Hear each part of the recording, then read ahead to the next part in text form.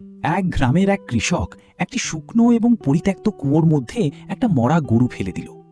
কিছুক্ষণ পর সেই মরা গরুর গন্ধ পেয়ে প্রায় ৭০ থেকে ৮০টি ইঁদুর লোভ সামলাতে না পেরে কুয়োর ভেতর লাফিয়ে পড়ল।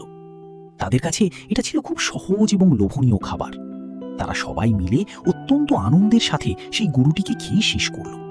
কিন্তু আসল সমস্যা শুরু হলো তখন, যখন পেট ভরার পর তারা কুয়ো থেকে বের হওয়ার চেষ্টা করল। তারা বুঝতে পারল লোভের ফাঁদে পড়ে তারা এখন কুয়োর ভেতর বন্দী হয়ে গেছে।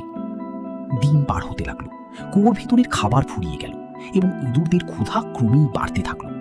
মাত্র কয়েকদিনের মধ্যেই সেই কুয়োটি যেন এক জীবন্ত নরকে পরিণত হলো। বেঁচে থাকার তাগিদে ইঁদুরগুলো একে অপরকে আক্রমণ করতে শুরু করলো। ক্ষুধার জ্বালায় তারা নিজেদের স্বজাতিকেই মেরে খেতে লাগলো।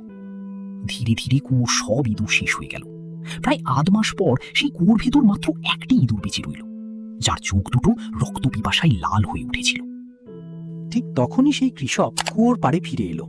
সে কুয়োর ভেতর একটি দড়ি ঝুলিয়ে দিল এবং সেই শেষ বেঁচে থাকা ইঁদুরটিকে টেনে বাইরে বের করে ফসলি জমিতে ছেড়ে দিল। এখন প্রশ্ন হলো, কৃষকের কি ইঁদুরটার প্রতি দয়া হয়েছিল? আসল সত্যটা অত্যন্ত ভয়ানক। কুয়োর ভেতরের সেই নরকবাস ইঁদুরটিকে পুরোপুরি বদলে দিয়েছিল। সে এখন আর সাধারণ শস্যদানা খেত না, সে নিজের জাতের মাংস খাওয়ার স্বাদ পেয়ে গিয়েছিল।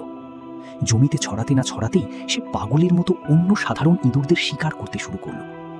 আর এটাই হলো আসল খেলা। একেই বলে ডিভাইড ট্র্যাপ বা বিভাজনের ফাঁদ, যেখানে ক্ষমতার শীর্ষে বসে থাকা মানুষেরা কখনো নিজেরা লড়াই করে না। তারা শুধু নিচের স্তরের মানুষদের জন্য এমন এক পরিস্থিতি তৈরি করে দেয় যাতে তারা নিজেদের মধ্যেই মারামারি করে একে অপরকে ধ্বংস করে ফেলে। বাস্তবে বহু মানুষ তাদের পুরো জীবনটা পার করে দেয় নিজের আশেপাশের মানুষদের হারাতে বা তাদের সাথে লড়াই করতে, কিন্তু তারা কখনোই বুঝতে পারে না যে তারা আসলে অন্য কারো সাজানো দাবার বোর্ডের একটা ঘুঁটি মাত্র। তাই অন্য কারো তৈরি করা জালে কখনো পা দেবেন না।